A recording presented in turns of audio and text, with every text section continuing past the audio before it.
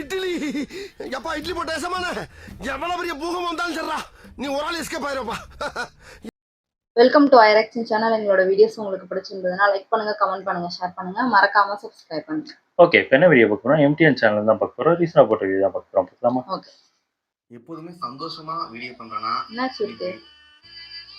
பார்வதி கடிப்பட்டதுக்கா? ஓ, ரொம்ப கஷ்டமா இருக்குடா. ஃபீலிங் ஐயோ, அடி வாங்குறது கரெக்டாக. ஃபீலிங். ஆமா, இப்போ ஏதோ ஓட்ட போறாரு.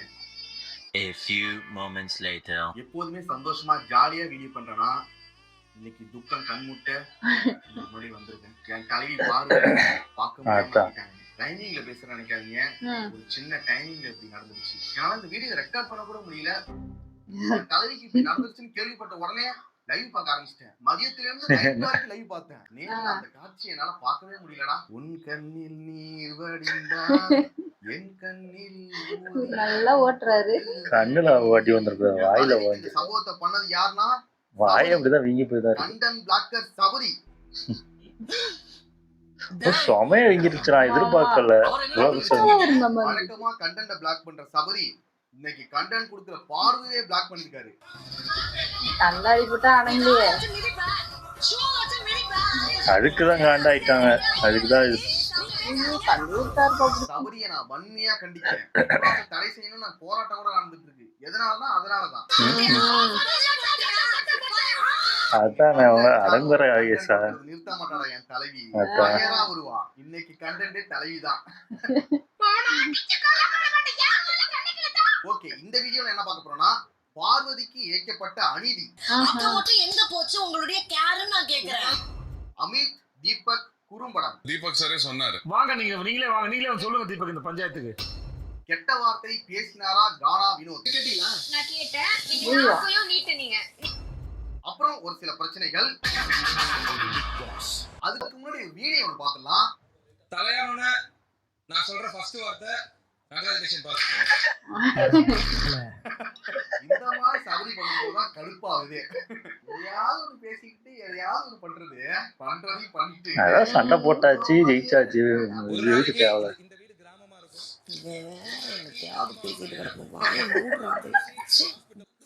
அடுத்து ஒரு ஃப்ரேம்ங்க. இந்த ஃப்ரேம் இவருக்கு வேலையே இல்லை. அவங்களுக்கு எப்பெல்லாம் பிரச்சனை வருதோ அப்பெல்லாம் சாப்பிடுறாரு.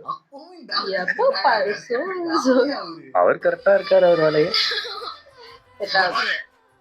நீ எல்லாம் நல்லா இருக்க மாட்டேன். ஃபர்ஸ்ட் என் தலைவி பாவம் மேட்டர் பார்த்தலாம். இதுக்கப்புறம் தலைவின்னு தான் சொல்லணும்.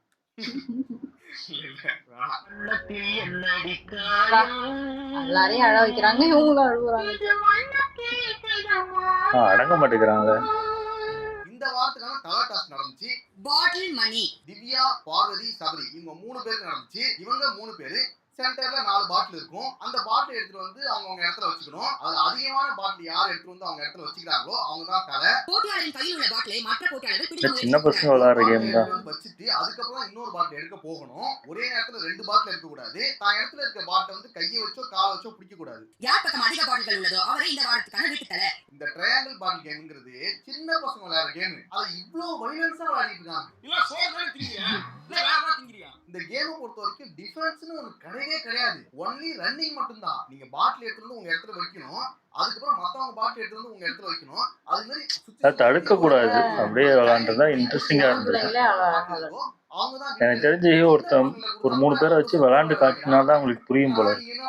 டிஃபென்ஸ்னு ஒன்னு இருக்கு. அதை நிறுத்தணும், அட்டாக் பண்ணலாம், அடிக்கலாம். இந்த மாதிரி கொண்டு போய் பிக்பாஸ்னாலே அட்டாக் பண்றது அடிக்கிறது தான் ஞாபகம் வருது. பிக்பாஸ்மே நிப்பாட்ட மாட்டேங்கிறாரு. நல்லா அடிச்சுட்டு சாவுங்கடா அப்படின்னு. தப்பா புரிஞ்சுட்டு நீங்க ஒரு விதமா விளையாடிட்டு இருக்கீங்க. சனிக்கிழமை ஞாயிற்றுக்கிழமை திட்டுவாங்க. அதுக்கு 2 பொண்ணுங்க அட்டாக்லாம் பண்ணலாங்கிறாங்க பாரு பின்னாடி. அந்த டாஸ்க் படிச்சு அவர் கால் வலிக்குது போல. அது வந்து தடுக்கலாம், அத டிஃபென்ஸ் பண்ணலாம் அப்படிங்கிற ஒரு வார்த்தை சொல்லிட்டாங்களா? இவங்க எல்லாம் ஒரு புரிஞ்சுக்கிட்டாங்க. இந்த பின்னாடி சொல்றாங்க டிஃபென்ஸ் பண்ணு. அவங்க புரிஞ்சுக்கிட்டு விளையாட போய் தான் பார்வதிக்கு வந்து கண்ணுல அடிபட்டுடுது. இவங்க என்ன டாஸ்க் லெட்டர் மாதிரி கொடுக்க கூடாது. ஒரு டெமோ வீடியோ ஒன்னு காமிக்கணும். அதான் கேம் விளையாடணும். ஆமா, அத பண்ணி தொலைங்க. முதல்ல வச்சுதான் ஆகணும். ஏன்னா டிஃபரன்ஸ்னு ஒரு விஷயம் இந்த கேம்ல கிடையாதுங்கிறது சரி அவரால ஃபீல் பண்ணாதீங்க ஃபீல் பண்ணாதீங்க ஒழுங்க. அது சொல்லாம ஓகே கண்டென்ட் தான் கிடைக்குதே பரவாயில்ல. அதான் அதுக்கு தான் அவங்க சொல்ல மாட்டேங்கிறாங்க. வழக்கம் போல தப்பா புரிஞ்சுக்கிட்டு அடுத்தது விளையாட ஆரம்பிச்சிட்டாங்க. மான்குட்டி மாதிரி துள்ளி குச்சிக்கிட்டே என் புள்ளைய. மாட்டுக்குட்டியா? சபரியோட முட்டி வந்துட்டு பார்வதியோட கண்ட பட்டு அடிபட்டுடுச்சு. இது சபரி வந்துட்டு வேணும்னே பண்ணல, இது தெரியாம நான் ப்ரோமோல பார்க்கும்போது தூக்கி எறிஞ்சதுதான் அடிபட்டுருக்கேன் பண்ண சார். முடியாது. இதுக்கப்புறம் ஒண்ணு நடக்கும். திரும்ப ஆடி பார்க்கலாம். Okay Bigg Boss super. First நடந்த கேமை கேன்சல் பண்ணிட்டு ரீகேம் வச்சாங்க. அடிச்சுதான் விளையாடுவியா ஆடி அந்த ரீகேம்ல பார்வதியும் திவ்யா கணேஷும் ஃபவுல் பண்ணிட்டாங்க. அதனால கனியும் சாராவும் அவங்க ரெண்டு பேரையும் டிஸ்குவாலிஃபை பண்ணிட்டாங்க. அவ்வளவுதான் திவ்யா முடிஞ்சு. அவங்க சொன்னதை கேட்டுக்கிட்டு கேம் விட்டு வெளியே வந்துட்டாங்க. ஆனா பார்வதி விடவே இல்ல. கேட்க மாட்டோம். டிஸ்குவாலிஃபை ஆனாலே கேம்லயே கிடையாது, அதுவே தெரியல. பிக் பாஸும் விஜய் சேதுபதி இவங்க ரெண்டு பேரும் தவிர வேற என்னைக்கு விஜய் சேதுபதியும் திட்டுவாங்க போறாங்க. அதான் திட்டிட்டு போக போறாங்க வெளில. மார்க் எடுக்க ட்ரை பண்றாங்க. அப்ப சபரி வந்து அவங்க வந்து தடுத்து நிறுத்திட்டு இருக்காரு. தடுத்து நிறுத்தினாரு அப்படிங்கிறத அடிச்சு தள்ளிட்டு இருக்காரு. பார்வதி தடுத்து நிறுத்தோம்னா கையை வச்சு தடுத்து நிறுத்தலாம். ஆனா அதை பண்ணாம இடிச்சு தள்ளுறது, தள்ளி விடுறது, அது மாதிரி ரொம்ப அக்ரெசிவா பண்ணிட்டு இருந்தாரு. பார்வதி தடுத்து நிறுத்துறதுக்கு இந்த அளவுக்கு பண்ண வேணாமே அப்படின்னு தான் தோணுச்சு. ஏதோ பழைய வெஞ்சன்ஸ் எல்லாம் வச்சு அடிக்கிறாங்க. கையை வச்சு இடிச்சு இடிச்சு தள்ளுறாரு. அதெல்லாம் ரொம்ப ஓவரா இருந்துச்சு. எனக்கு வர கோவத்துக்கு ஏதாவது பண்ணிடலாமான்னு தோணி. அதே நேரத்துல பார்வதி சில வார்த்தைகளை விட்டாங்க. அது வழக்கம் போல அவங்க பண்றதுதான். அவ்வளவுதான். நான் யார் சொன்னாது? அது கேமுக்காக இருக்கட்டும், இல்ல டாஸ்காக இருக்கட்டும், இல்ல அவரே அப்படிதான் இருக்கட்டும், இது எல்லாத்தையும் பண்ணி முடிச்சுட்டு அதுக்கப்புறம் எதுக்கு ஒரு ஆக்டிங்க போட்டாருன்னு எனக்கு தெரியல. சும்மா அப்பதான் ஓட்டு விடுவோம். எனக்கு தெரியுதுலாம் சொல்லுவாங்கன்னு தெரிஞ்சுதான் இருந்தாலும் ஃபேக் ஃபேக்குங்கிறாங்க. உண்மை அழுதுட்டு வெளில போய் என்ன பார்த்தா சோகம் பேசுவாங்க. இதனால சபரி எல்லாரும் சொல்றாங்க ஃபேக் ஃபேக் ஃபேக் இப்படி பண்றாரு. வெறும் அதான் ஒண்ணு அப்போவே சாரி கேட்டிருக்கணும். இல்ல அப்படி பண்ணிருக்கவே கூடாது. இருந்தாலும் ஃபேக் ஃபேக்குங்கிறாங்க. எல்லாம் ஒரு எந்த சபரி உண்மையான சபரி பண்றதையும் பண்ணிட்டு இப்படி ஒரு அழுகையை போட்டுருக்கு. Congratulations பார்வதி. Everyone. சபரிக்கு வந்துட்டு ரெட் கார்ட்லாம் கொடுக்க மாட்டாங்க. வேணும்னா ஒரு வார்னிங் கொடுக்கலாம், அதுவே கொடுப்பாங்க. சரி, அதுக்காக கூட அழுதுருப்பாரு. பிரச்சனை கானா வினோத் கெட்ட வார்த்தை பேசினாரா? பீப் போடுறாங்க, யார் பேசுறாங்க தெரியல. என்ன பண்ணிடுவாருன்னா பார்வதியை வச்சு சபரிக்கு ஒரு கவுண்டர் ஒன்று கொடுப்பாரு. அவளுக்கு கண்ணு அடிபட்டுக்குது, அதை போய் பாரு பாரு. அப்பதான் கமருதனுக்கும் கானா வினோத்துக்கும் ஒரு சின்ன ஒரு சண்டை ஒன்று வருது. அந்த ஒரு சண்டையில ரெண்டு பீப் வார்த்தைக்கு வருது. பேசலாம் விடுங்க. ஆனா அது யாரு பேசுனாங்க, என்ன பேசுனாங்க, அந்த இடத்துல என்ன ஆச்சுங்கிறத சரியா காமிக்கல. பேசலாம் விடுங்க. அந்த பீட் மட்டும் வருது, ஆனா அது யாரு பேசுனாங்கன்னு தான் சரியா தெரிய மாட்டேங்குது. அங்க இருக்கவங்களுக்கு தெரியும், திவாகர் கிட்டதான் தெரியும். கானா வினோத் பேசினாராங்கிறது தெரியல. ஏன்னா தெரியாம நம்ம எதுவும் சொல்லக்கூடாது. மத்தவங்க யாரும் பேச வேணாம்.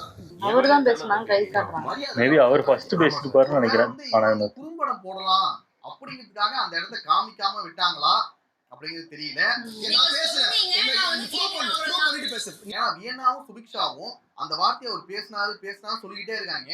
இவர் என்னன்னா நான் அந்த வார்த்தையை பேசவே இல்லைன்னு சொல்லிட்டு இருக்காரு. பாருங்க, அப்படிப்பட்ட தரங்கட்ட வார்த்தை என் வாயிலிருந்து வரவே வராது. அப்படி நான் பேசவும் இல்லை. குறும்படம் போட்டாதான் தெரியும். சத்தியம். நீங்க கேட்டீங்களா? நான் கேட்டேன், நீங்க நாக்கையும் நீட்டுனீங்க.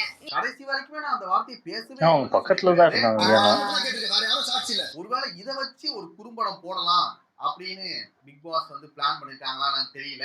அந்த வார்த்தை சொன்னா அவங்க சொன்னீங்க. கானா வினோத் வந்து கெட்டவத்தனா என்னன்னு தெரியுமா? தப்புதான். ஆனா வியன்னாவும் சுபிக்ஷாவும் இத வந்து ஒரு துருப்பு சீட்டா வச்சுக்கிட்டு கானா வினோத்தை பழி வாங்குறதுக்காக இதெல்லாம் பண்றாங்களான்னு தெரியல.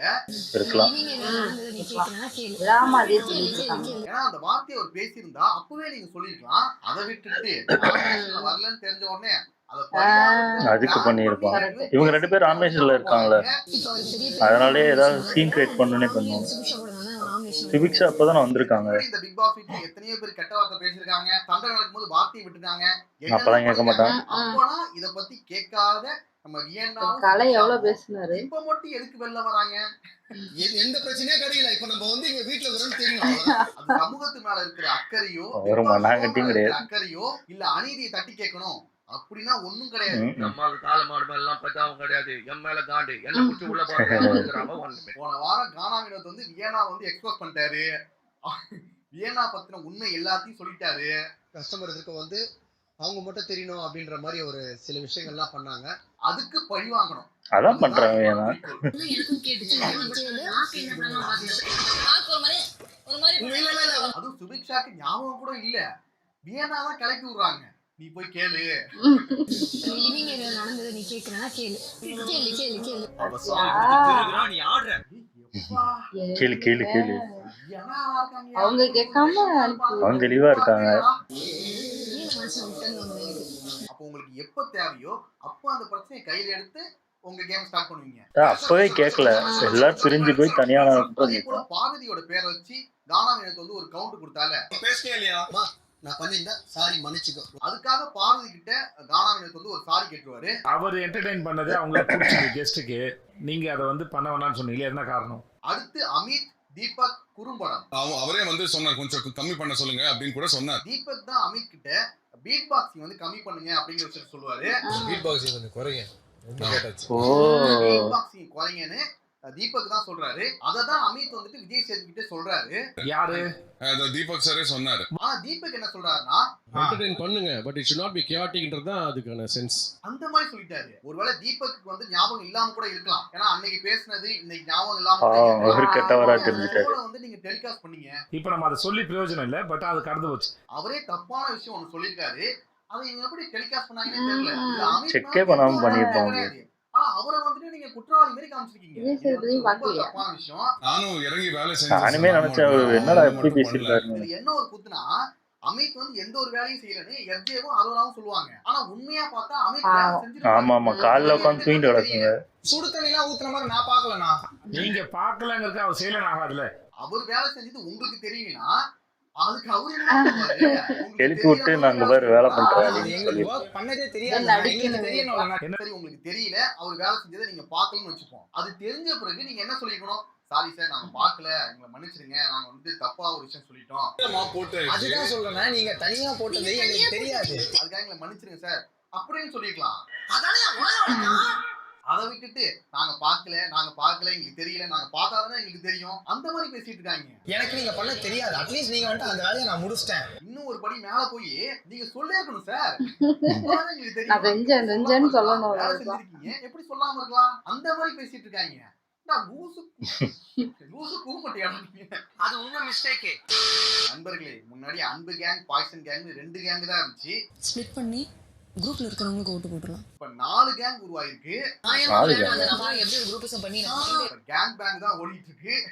இந்த கனியோட அன்பு கேங் ஒரு பக்கம், இந்த பார்வதியோட பாய்சன் கேங் ஒரு பக்கம், இந்த வியானா, சுபிக்ஷா, விக்ரம் இவங்க ஒரு பக்கம், அடுத்து இந்த வைல்ட் கார்டு கண்டஸ்டன்டா சேர்ந்து அவங்க ஒரு கேங். இந்த மாதிரி 4 கேங் உருவாயிருக்கு. வழி கிடையாது. எப்படி சேஞ்ச் பண்றது? வைல்ட் கார்டு கண்டஸ்டன்டா வந்து அவங்க குரூப்பிசத்தை ஒழிக்க போறோம் அப்படின்னு சொல்லி அவங்க ஒரு குரூப்பா சுத்திட்டு இருக்காங்க.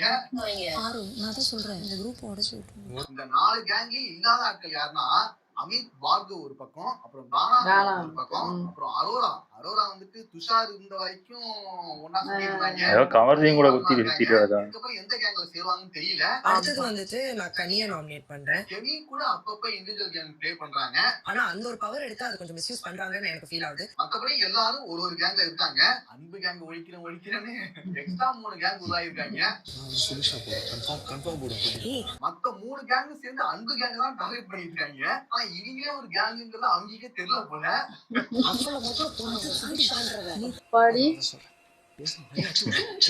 பாத்தீங்கன்னா இந்த பாய்சன் கேங் கூட அந்த வைல்ட் கார்டு கண்டஸ்டன்ட் கேங்கும் சேர்ந்துருக்கு. இவங்கலாம் ஒண்ணு சேர்ந்து யாரை நாமினேட் பண்ணலாம்னு ஓப்பனா டிஸ்கஸ் பண்ணிட்டு இருக்காங்க.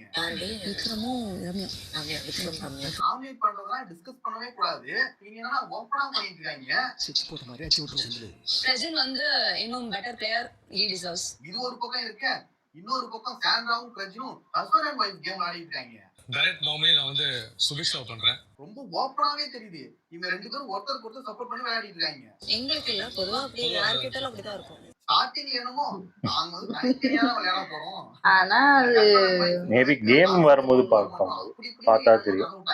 ஆனா எல்லா டாஸ்கையும் எல்லா விஷயத்திலயும் 2 பேரும் சேர்ந்து விளையாடிட்டு இருக்காங்க. ப்ரிட்டனிங்கா இருக்குன்னு சொல்லுங்க. அந்த டிவி முன்னாடி மட்டும் 2 பேரும் தனித்தனியா உட்காந்துக்கிறாங்க. மற்றபடி சேர்ந்து தான் விளையாடிட்டு இருக்காங்க. இதை வந்து கண்டிப்பா விஜய் சேதுபதி உடைக்கணும். பார்க்கலாம்.